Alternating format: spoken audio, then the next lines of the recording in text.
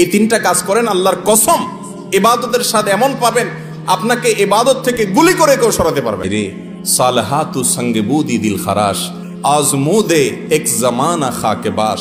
অনেক কিছুর স্বাদ পেয়েছেন জীবনে, অনেক কিছুর স্বাদ, ভালো খাবারের স্বাদ পেয়েছেন, জেনা হারাম রিলেশন সম্পর্কের মধ্যে স্বাদ পেয়েছেন, ফেসবুকে ইউটিউবে আজেবাজে জিনিস দেখে স্বাদ পেয়েছেন, হালাল হারাম বিভিন্ন ভাবে বিভিন্ন স্বাদ পেয়েছেন। আজমুদে এক জামানা খাকে বাস।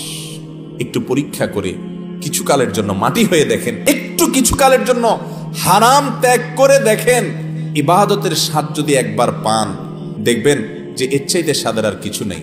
সবচাইতে মজার জায়গায় সেজদা। আমার মালিককে আমি সেজদা করছি, এই সেজদার বিনিময়ে দুনিয়া এবং দুনিয়ার মধ্যে যা কিছু আছে সবকিছুর চাইতে উত্তম হবে, মালিকের সবচেয়ে নৈকট্য অর্জন হবে। আকরাবু মা ইয়াকুনুল আবদু মির রাব্বিহি ওয়া হুয়া সাজিদ। বান্দা আল্লাহর সবচেয়ে কাছে যেতে পারে যখন সে সেজদায় চলে যায়।